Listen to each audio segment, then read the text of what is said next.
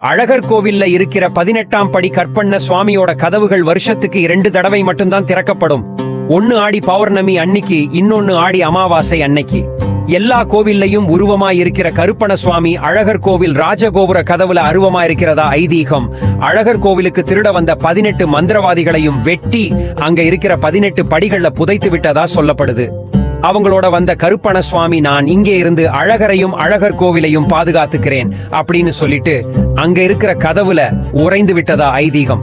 என்னைக்கு 18ஆம் படி கருப்பண சுவாமியோட கதவு திறக்கப்படுதோ அப்போ அதன் வழியே சக்கரத்தாழ்வார் மட்டும்தான் வந்துகிட்டு போவாரு.